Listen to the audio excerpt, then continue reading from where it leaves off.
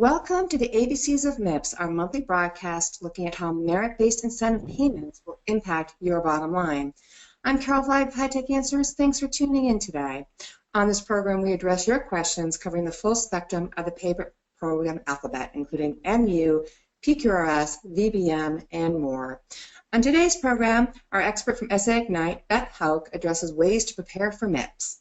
Beth is the VP of Client Services at SA Ignite and a leading expert on meaningful use and the MIPS program. Beth, how are you today? I'm great. Thanks for having me, Carol. Great. I'm going to go on mute and turn this presentation over to you, and then we will come back for the Q&A. Sounds great. Well, thank you, everybody, for joining me.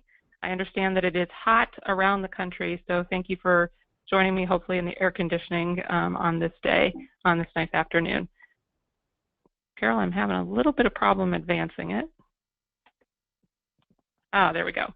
Okay, so let me just tell you a little bit about what we're going to talk about today. So first off, I'm going to just spend a short period of time giving you some highlights from the last webinar.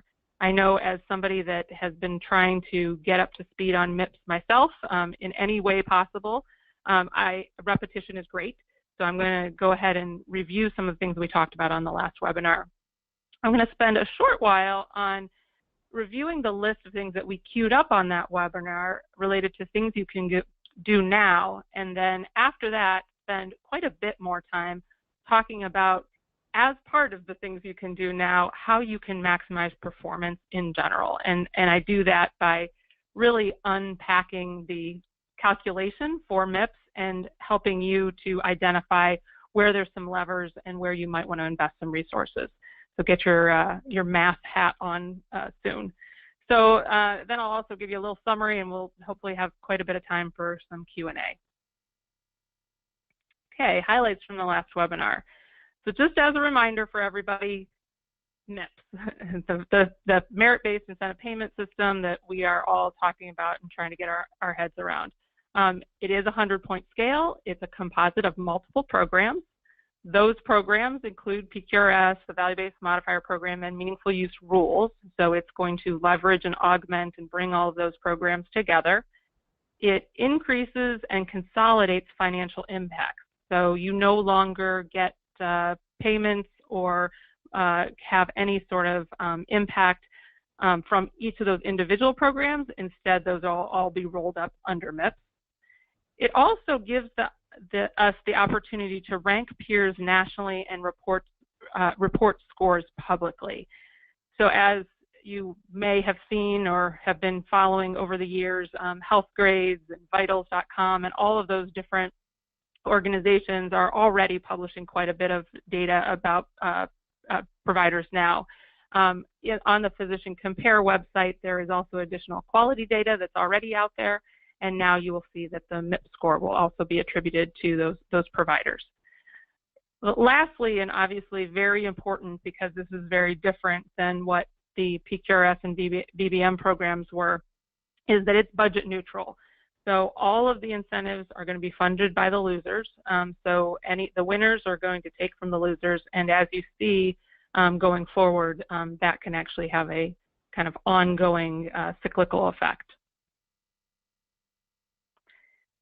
So along those lines, as a reminder, every MIPS point really counts towards your incentive or potentially your penalty. So what CMS has done is they've said, we're going to put a performance threshold on this scale that, by our estimates, puts half of the people in the, quote, losing category and half of the people in the winning category. So they're going to choose a performance threshold that is roughly based on that. The most penalty that you can get, again, on a scale, depending on how low you are in terms of percentile, the worst that you can do is get a 4% penalty of your Medicare payments. But the best you can do is quite a bit higher than that. So you are able to both get the 4% maximum, but you also have the ability to get an exceptional performance bonus, which is based on people that are in the 25th percentile above the performance threshold. So there's additional money to be earned again on that same sliding basis. Lastly, there's a concept of a budget neutrality factor. So again, CMS is trying to be really fair and to have losers take from winners and try to be very even about how that money is distributed. However, there is the potential that they guessed wrong, and there are more losers than there are winners, in which case they can put in place a budget neutrality factor, which has a multiplier effect on all of the incentive percentage incentive payments. As a reminder, new terminology that we have to get used to. The macro regulation that came out, or the macro, I should say, proposed rule that came out, because all of this is still proposed, indicates that MIPS and advanced payment models equals the quality payment program. So you'll see often references to QPP, and that includes both MIPS as well as the advanced alternative payment models. The final MIPS score is called the CPS, or the Composite Performance Score. So there are many scores that eventually total up to that score. So it's good to know that when they're referencing the Composite Performance Score, the CPS, that's the true MIPS score. And then meaningful use has been rebranded. So it is now the Advancing Care Information Category, or ACI. So you'll see those differences. One last reminder about all of the components and what percentage they contribute to the overall MIPS score. So 50% for quality, which is the PQRS and BBM as we know it. 10% for resource use, which is will be calculated by CMS. 15% for something called clinical practice improvement activities, which are those activities that are really actually new to the overall program. So they're also going to be grading you on some contribution to some clinical practice improvement. And then 25% for the advancing care information category, again, the previous meaningful use. So let's talk about the things that you can do now. So when I put this together and I was thinking about things you can do now, I had to at least recognize that it's impossible to specifically focus on MIPS that starts in 2017 because you still have some things just that you're here and now that you need to accomplish over the next 6 months. So I wanted to just point out a few different deadlines and remind people of these. So the proposed rule comment period is going to be ending very soon. So if you are an organization that has, let's say, some non-patient-facing physicians, or has some unusual payment arrangements, or, as I would say, like is some kind of odd edge case, I would highly recommend that you really figure out where comments might make sense and contribute those to the overall regulation. The deadline for filing for a hardship exemption for meaningful use is July 1st, so you still have that. You still have a few weeks left for that. November 1st is, at the latest, is when they've indicated that the final rule of the macro regulation will be released. So we obviously are all in the same boat where we hope that they beat that date, but that is indicated as what the latest date would be. And then the first performance year begins in January.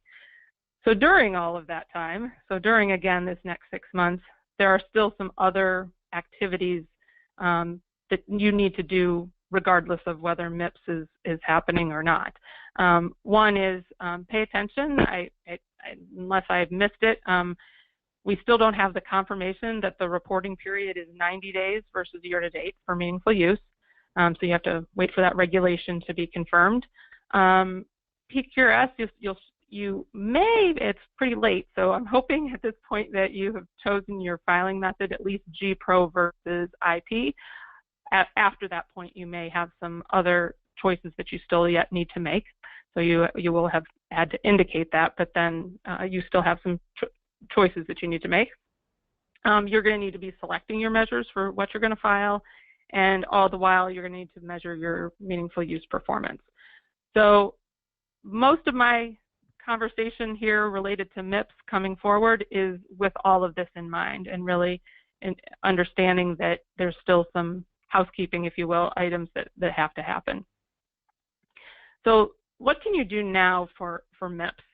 So we ended our last presentation on these 5 things, and I'm going to tell you what we thought through after these. So these are somewhat high level.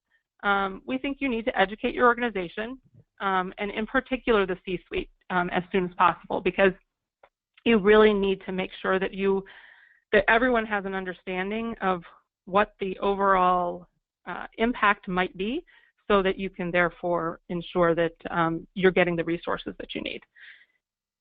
We also think you need to estimate your MIPS score and understand how to increase it. And I'm going to, again, talk about that quite a bit in the rest of this presentation. But estimating your MIPS score is still important so that you have your baseline for where you are. If you don't know where your starting point is, it's going to be hard to figure out how to improve from that. It goes without saying, once you know that and you know where your levers are, you need to figure out how to optimize your existing MU and quality to maximize that score. Evaluate any resource and organizational structure things that need to be changed to make sure that you're prepared for that 2017 performance year, because it's going to come up quick. And then, of course, make sure that you know about any of those 2016 deadlines that could impact the 2017 MIPS. So I wanted to break it down. One of the recommendations we made was to educate the C-suite. And so we got together and we really thought, what are those key points that the C-suite needs to know? First off, the program impacts most Medicare Part B providers. We've had lots of conversations with ACOs out there that are Track 1 ACOs or are submitting to be a Track 1 ACO right now. Although the regulation's not finalized, every indication would say that those people still will have to do MIPS. So this is most of your base. There isn't people that are going to be able to get out of this. This is still going to be most of your base. All of them are going to be graded on this scale, and that scale is going to be public. So that's another important point. Most of the score is still going to be based loosely, I say, on familiar programs. So you don't want to tell people, you don't want to tell your C-suite that this is all brand new, because there is some infrastructure you're of course going to be leveraging going into MIPS. So this is not entirely from scratch. And you're just 6 months away from beginning the first measurement year. So 2017 is when you're going to measure. You won't get the impact of your performance until 2019. Last 2 things are probably what speaks the most to everybody, which is the numbers, which is the financial impact is significant and it's going to grow over time. And lastly, preparing for it means that we need, and here's where we need to talk. So in order to really determine what you're going to need and what you're going to be able to tell your C-suite that you need to prepare for MIPS, you really need to figure out how do you get MIPS points and how many resources do you need to earn those MIPS points. So I'm going to, again, like I said, unpack the scoring methodology so that you can at least use that as a means to start to determine what kind of resources you need going into the performance year of 2017. Okay, so this is what we're going to focus on. So first off, overarching, your goal is to identify the largest impact activities that you can do to improve that MIPS score.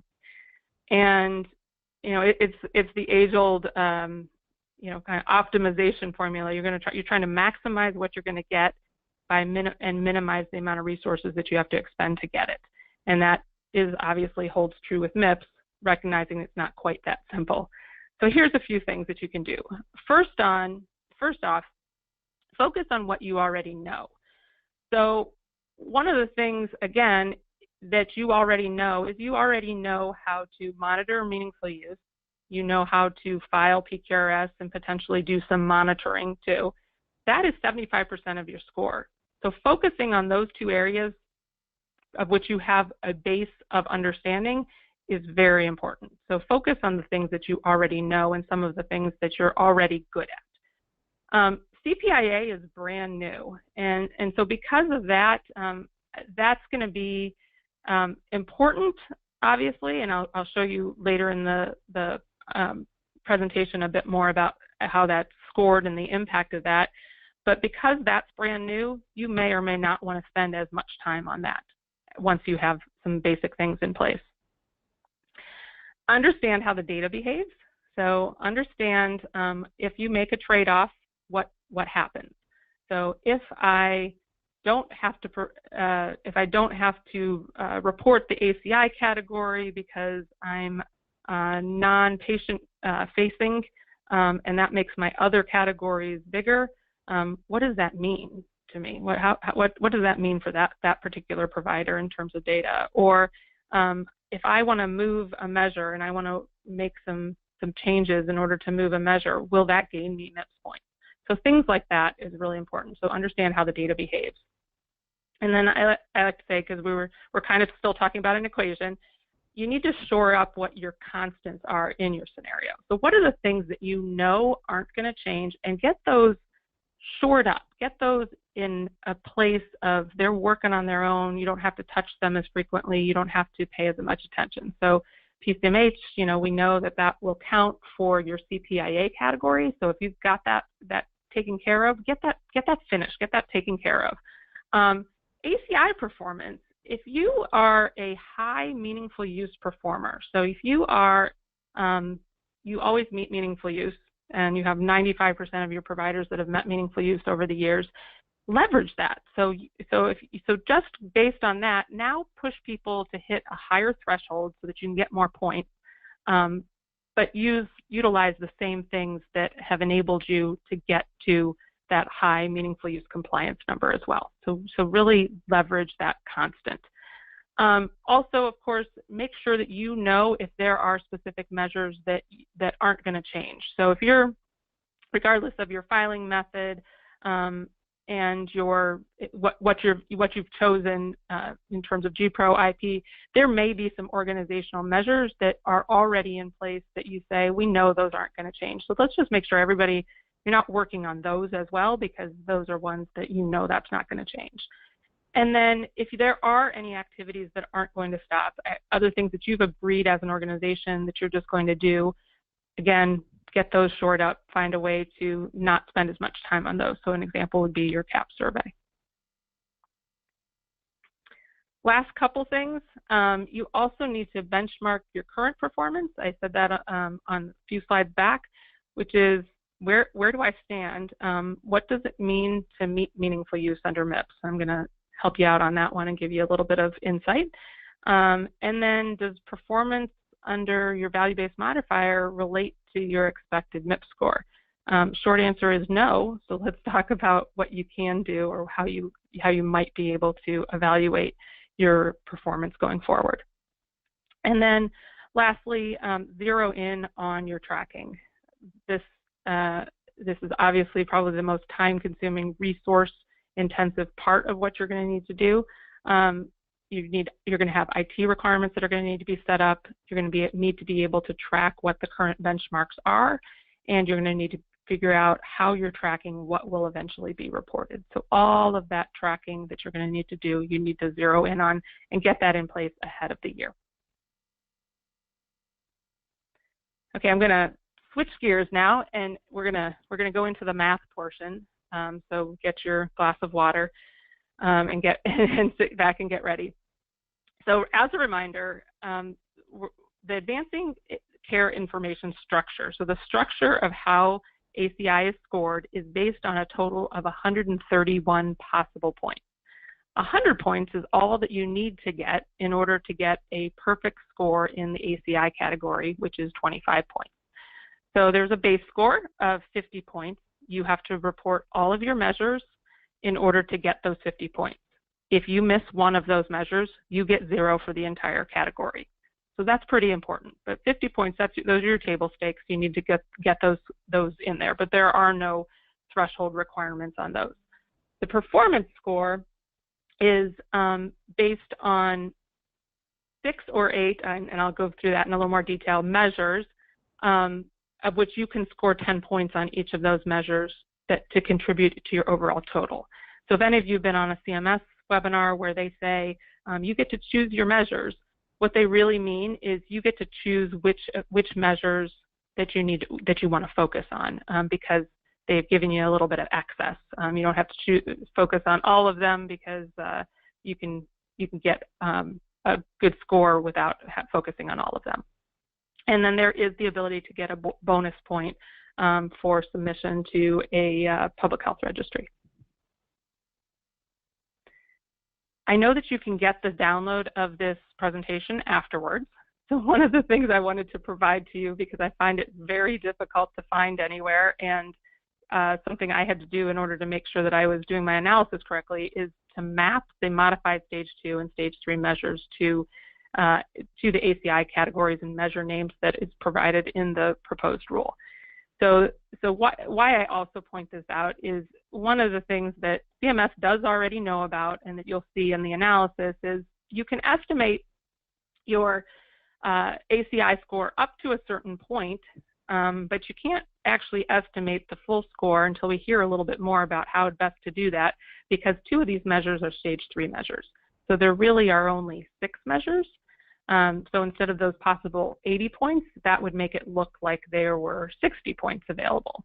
So what we did in our ACI calculator is we actually allocated those additional 20 points to each of these categories evenly, so you can earn a little bit more per category than just the 10 points using our calculator. So I thought, so I mentioned the calculator. The calculator will eventually, shortly, be available just like our MIPS financial calculator is on our website, and Carol will be able to send out links to all of that information. But I want to tell you what we did to just test the calculator, but also to just explain to all of you how do I benchmark myself against how I might perform under ACI. So the one scenario I wanted to look at was, what if I'm meeting meaningful use, and just barely meeting meaningful use? So if I'm meeting meaningful use right above each of those threshold values, and you use my assumption that each measure is going to be worth 13.3 points, then you will get a MIPS score, or I'm sorry, a ACI category MIPS score of 16.57. So the ACI contribution to MIPS will be approximately 16.5 points. So that's your low scenario if you're already meeting meaningful use. So for those organizations that have a lot of people that aren't meeting meaningful use, it is possible that there are categories that a provider is doing extremely well on, which will offset maybe the category that they're not already meeting according to the threshold values. However, if you're not meeting meaningful use, you have to assume that you're going to be below this threshold. So now let's look at if we were doing stage 3 and we had all of those values, so all 80 points. By the way, I think I said 60 earlier. I apologize. That's a different category. So if you have all of those 80 points that you can get, then your percent to the total is 80% of your total, and you'll have 20-point contribution to MIPS. So for stage 3, if you just meet the measures for those and use the new threshold values in order to meet meaningful use, then you would get 20 points. So that's what CMS has done. They've said, 25 points is a really fantastic score. If we had kept things the same and just had people meet threshold values, then they would have gotten 20 points. So one of the things they've also published in the regulation is what they consider to be a meaningful user. So they still use that terminology, and they say that having a score of 75% of ACI is a meaningful user. So 18.75 points would be considered a meaningful user. So your target, I believe, is somewhere in between here, at least. Okay? I think that what we've seen, and certainly over the years as time has gone by, is people have gotten pretty good about meeting meaningful use. And as such, the differentiation is going to happen at the high ends of these.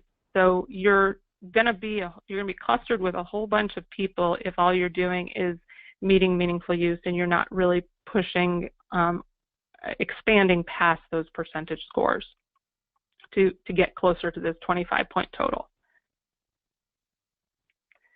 So let's talk about the effort to gain points.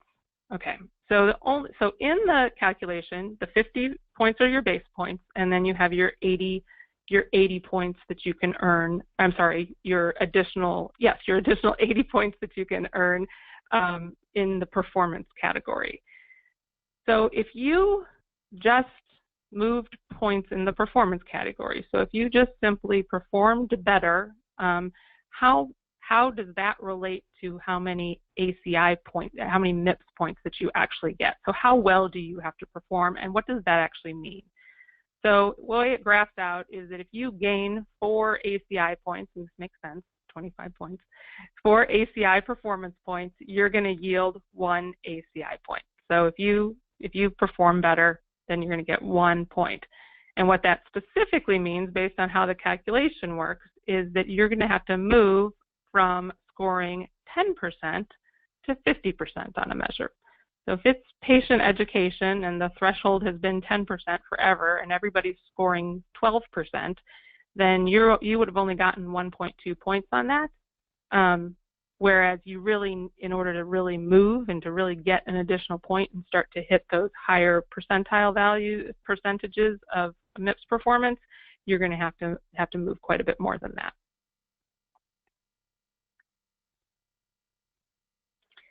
So once you think about that in terms of, okay, now I just need to score better on all of those scores, there's also then the relationship between the Part B payments and your performance. So as you know, you will be able to report as an individual or as a group for MIPS. So this scenario is assuming individual reporting, let's say, but it illustrates what the big difference is based on both somebody's score as well as their Medicare Part B payments. So if you have a practice of 10 providers and the top 5 providers average about $190,000 in Medicare Part B payments, and your bottom 5 average about $38,000. This is a real scenario I was running through, so that's why the odd numbers. What happens if they perform on the high side versus if they perform on the low side? Okay, so if the top 5 providers, meaning if the top payment providers perform high, this is how much money you would get. If the top 5 perform low, there's a $20,000 difference. And part of why I started with 10 providers, recognizing there's all size practices here that are probably listening and thinking through this, is you can start to see what the magnitude of the effect is that can potentially happen. And again, I just picked these numbers as this being kind of lower than meeting meaningful use, and this being CMS's defined meaningful user value. The other point that I want to make is that depending on where your Medicare Part B payments are clustered, can make quite a bit of difference in your and the volume of encounters that you're getting, or volume of actually just performance data that you're getting for those providers. That can play a fairly large role in choosing whether you're going to do an individual reporting or you're going to do group reporting, all other things being static. So not worrying about administrative burden and all those other kinds of things. So Medicare Part B and the person's payments obviously have a very significant relationship with the decisions that you're going to make in terms of reporting and where you might want to focus your effort.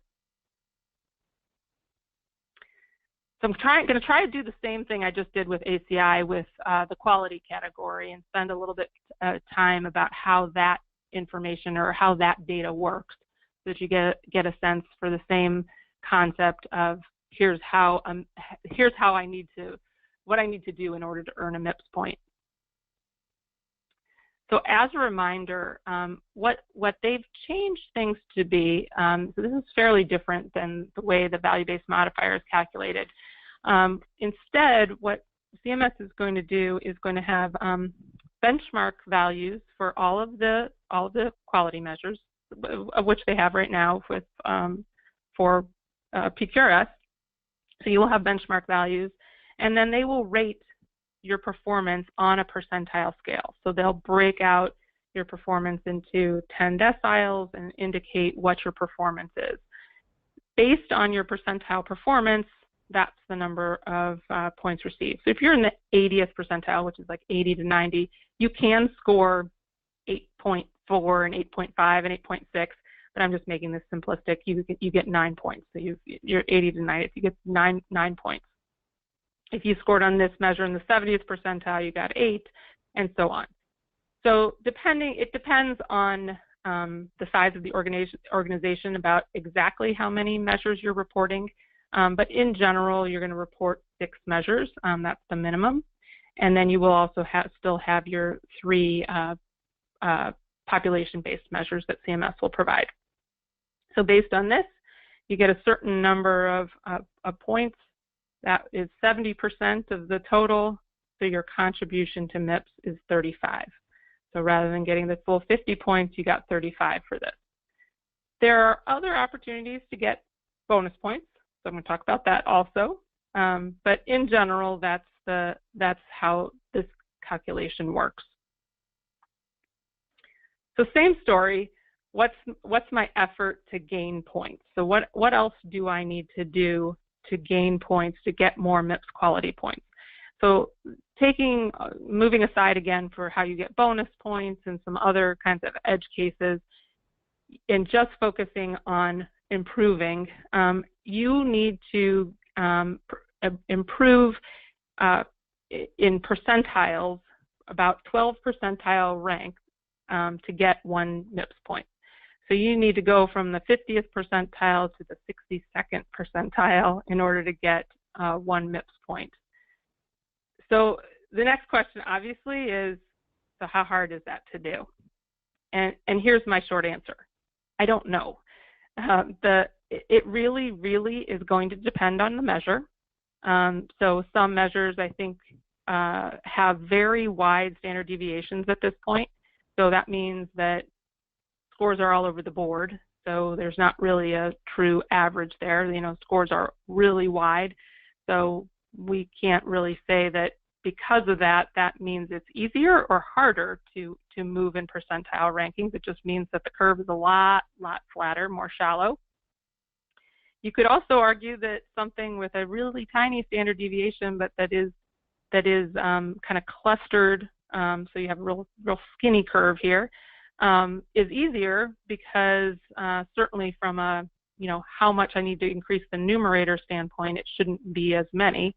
Having said that, when it may be clustered for a reason. It may be a measure that everybody has had a hard time really moving the needle much further on.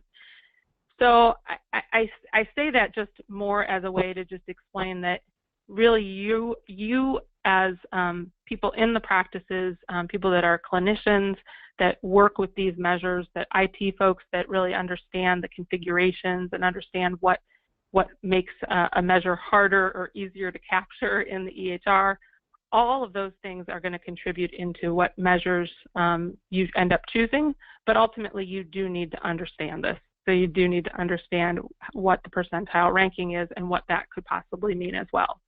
So let me just give you an example here, and this was a real example. This is a real client. So for CMS 127, the flu vaccine, we know last year the benchmark value was 50% and the standard deviation was 30. So it's pretty good size standard deviation, and their current percentile ranked was 68th. So roughly, and we did a little bit of easy math to make this happen, not the hard math. But to move to the 80th percentile, your performance rate based on this being a normal curve would have to probably be about 95%. So you'd have to move from your current performance rate, which was 80%, to a performance rate of 95%. And that might be kind of hard to do. Now, again, that's where you'll have to really determine whether or not there are other factors related to these measures that you can capitalize on to make those movements quite a bit easier. It is also my understanding that CMS will publish what the decile breaks will be when they publish the benchmarks. And we are told that the benchmarks will be published prior to January 1st. So you will have some real information about what you need to do in order to perform in those different areas. But if you're looking at data right now, this is important to look at. Okay, so I said I was going to talk about the bonus points as well. So let's talk about that. If for each of in the quality category, you can earn 2 extra points towards the quality category for each additional outcome measure that you report. So you have to report 1, so you're going to get a bonus of 2 points on each of the measures addition to that are outcome measures that you determine to report.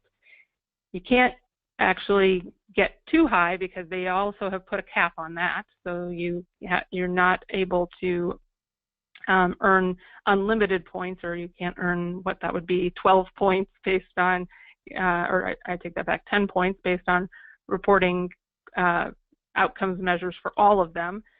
So it's up to a cap of 3 or 4 points, again, depending on the number of measures that you're required to report on. And then I'm sorry, I said that before. So the 1 outcome measure is required, and the bonus will be just on the ones above that. So the patient experience measure works just the same. You again get 2 extra points for that. And then there's also the opportunity for these high priority measures to earn 1 extra point. And then also again still has the maximum of 5% of the denominator. So you can earn 2, 2, 1. So there are other opportunities to earn points.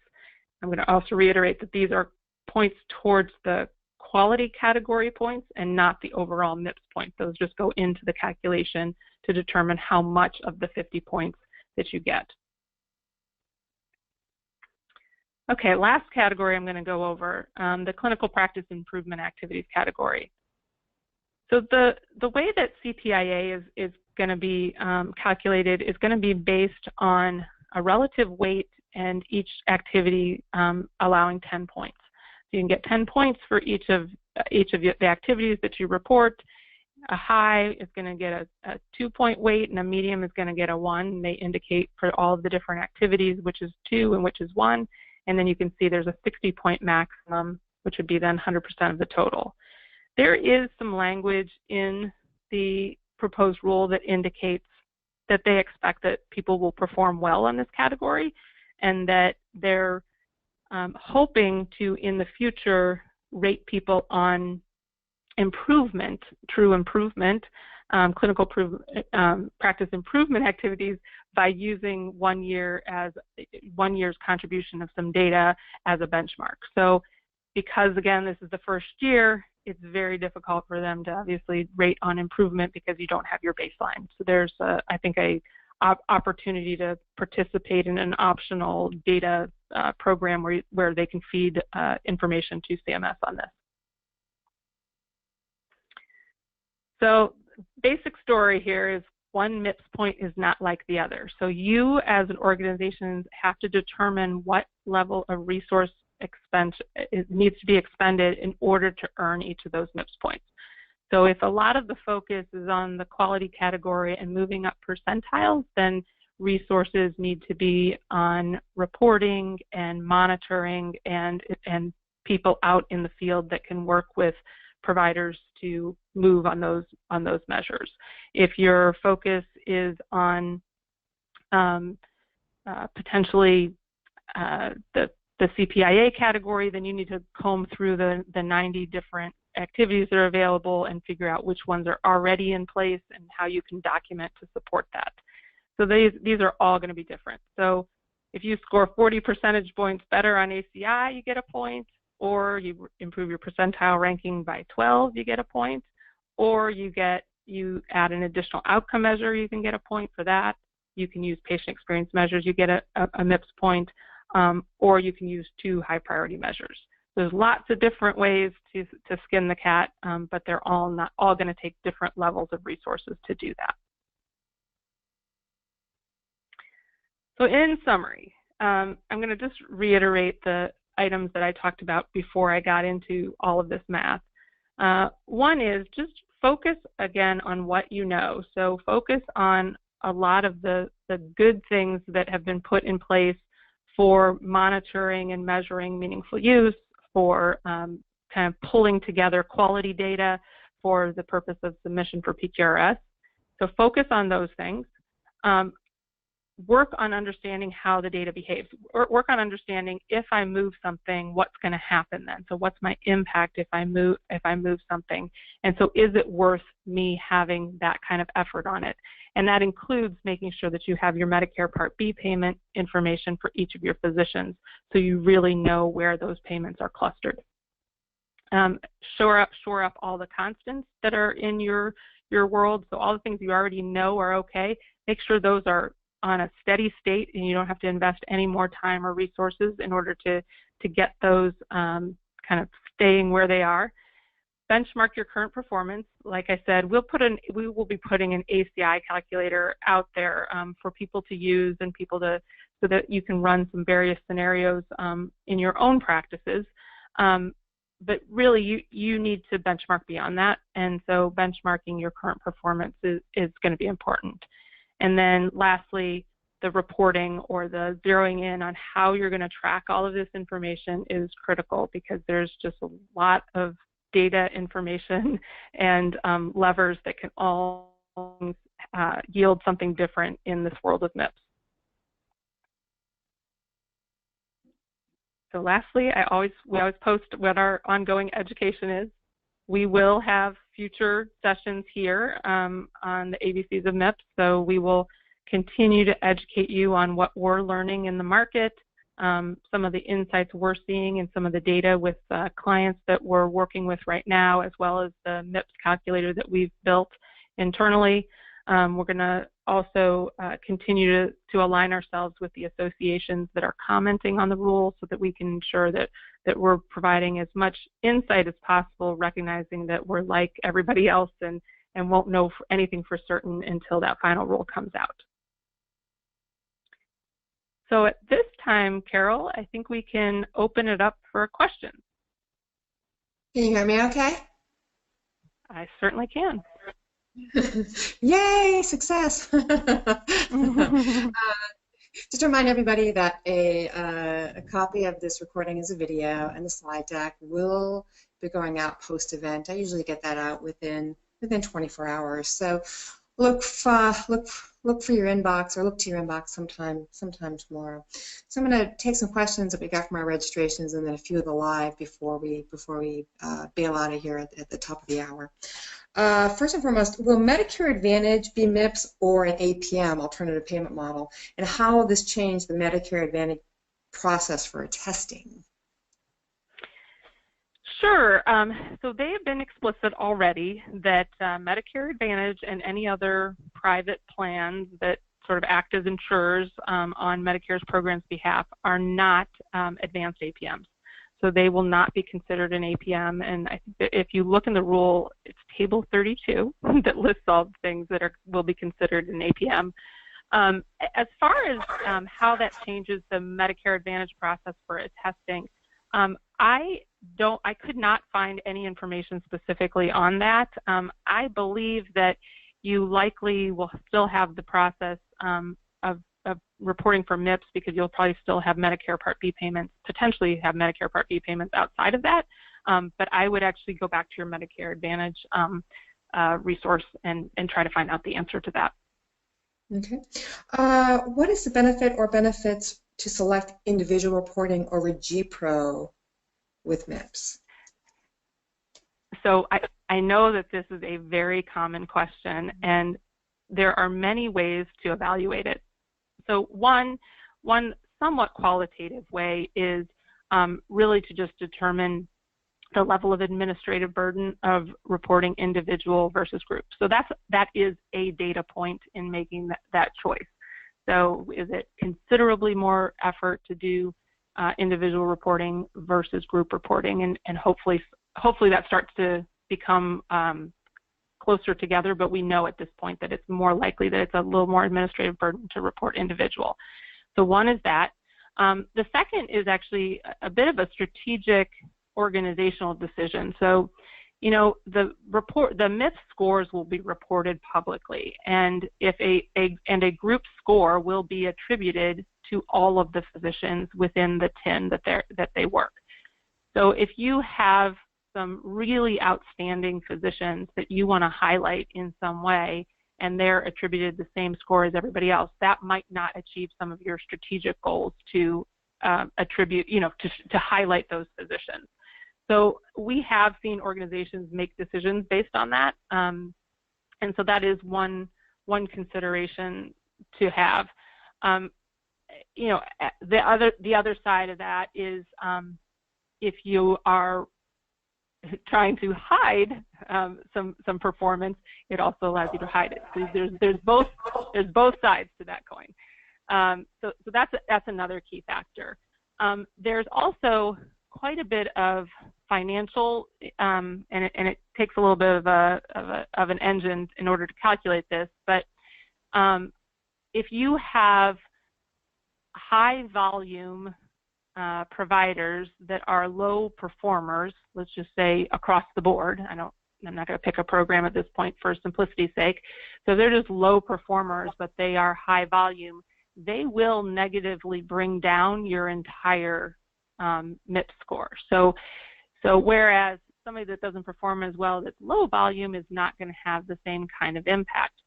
So based on that same concept, if those same high volume, or I should say same low performers have high Medicare Part B charges, you will definitely want to think about whether group reporting is a better way to go to therefore bring up their overall score because their contribution to the total is so significant.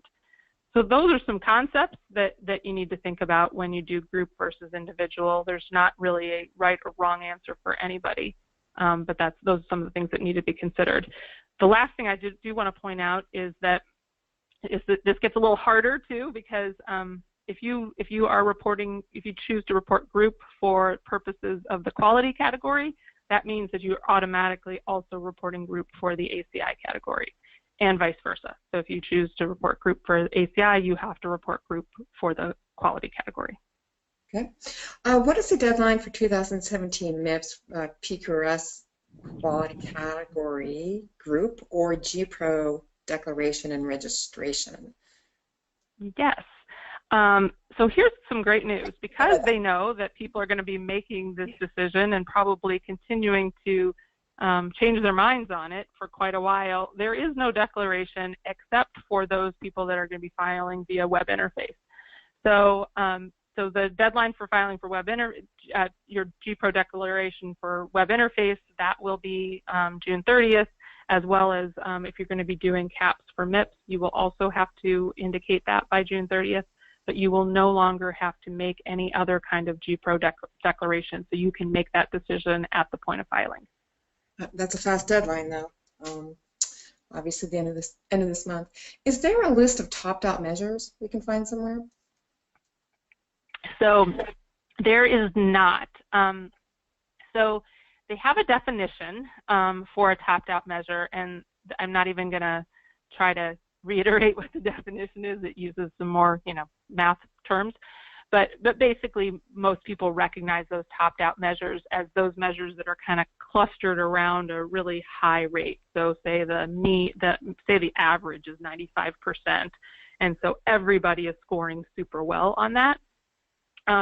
They have indicated that they will score the topped-out measures differently. So one of the things that they have done is, I believe that anybody that is, I think they've reduced the number of deciles that they would cut everybody up into, and then for those people that are in the highest decile, you will only be able to score 8.5 MIPS points as opposed to scoring 10 for that.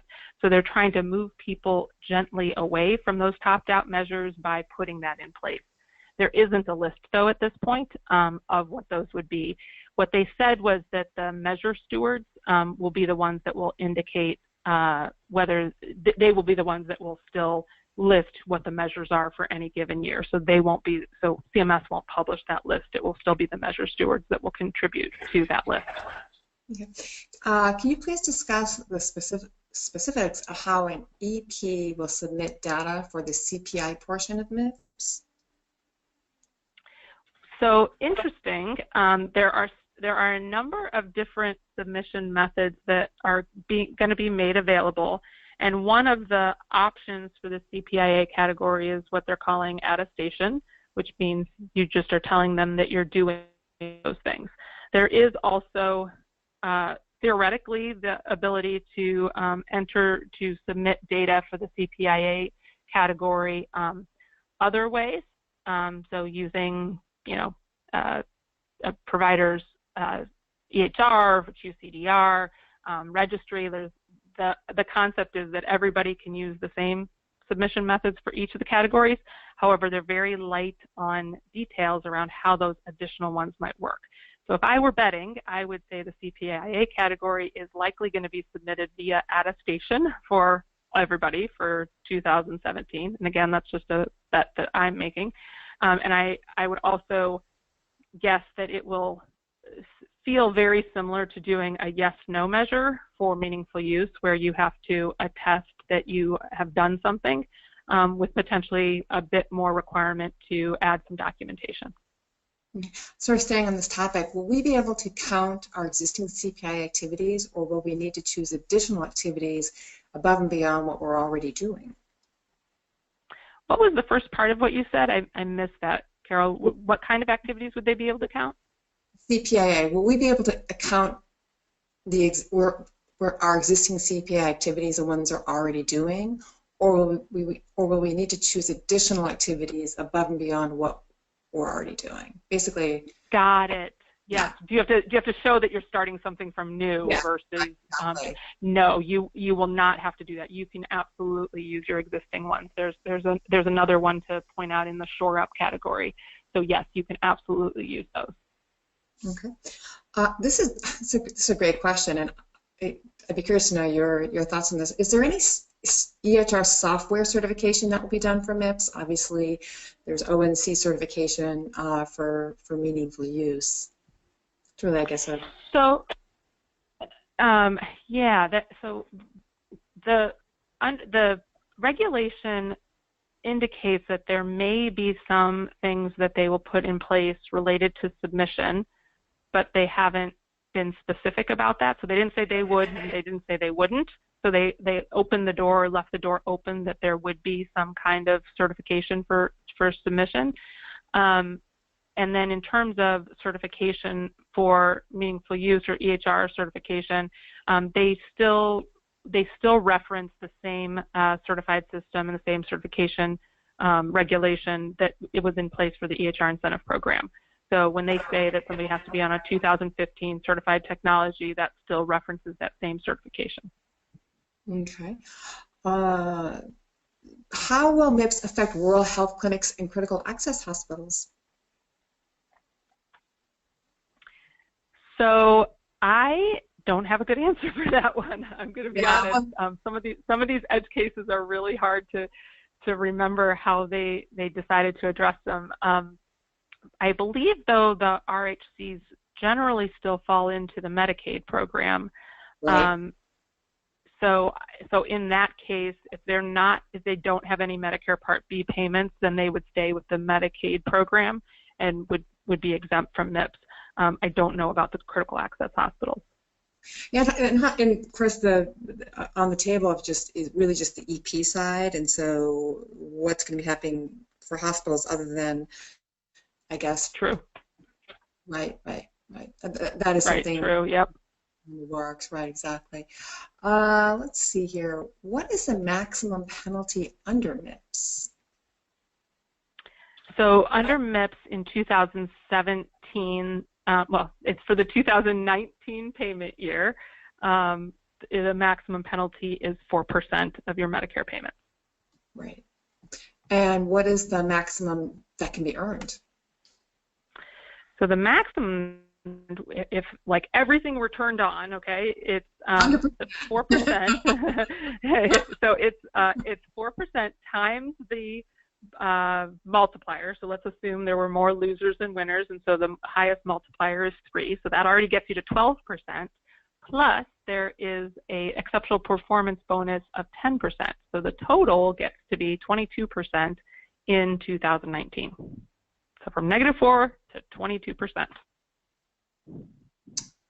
Let's see here.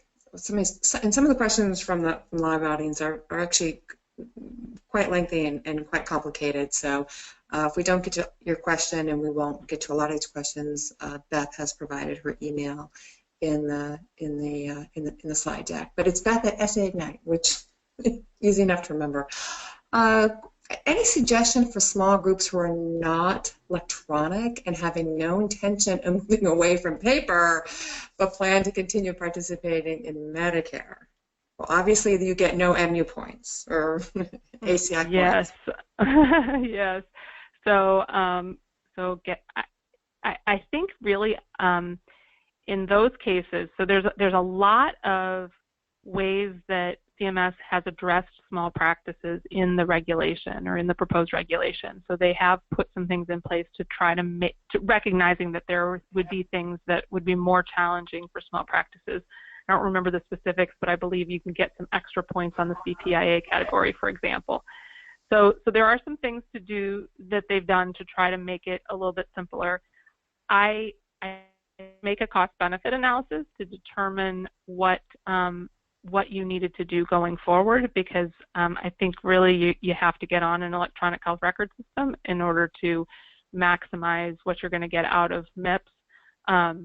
So that in itself is going to be an initial investment that you will need to make, and then going forward, the hope is that you can utilize the fact that you were a late adopter, in that sometimes that means that you get to have already learned from everybody else's mistakes, and therefore hit it out of the park and get a 22% bonus for your efforts.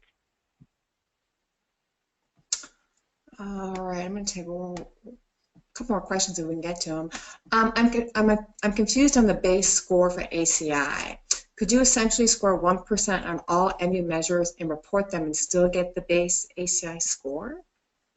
That is correct, yes. You only have to send in a numerator value of 1 for each of the measures in order to get the base score of 50 points. The only exceptions there are for e-prescribe. So if you don't e-prescribe at all, you can report a null value. You can't report a 0, you have to report a null. And then for immunization, if you don't do any immunizations, then you can report a null value, and that does not impact your 50 points. But yes, you only have to get 1 in the numerator in order to do that. Okay. We are considering moving from a track 1 MSSP ACO to a higher track.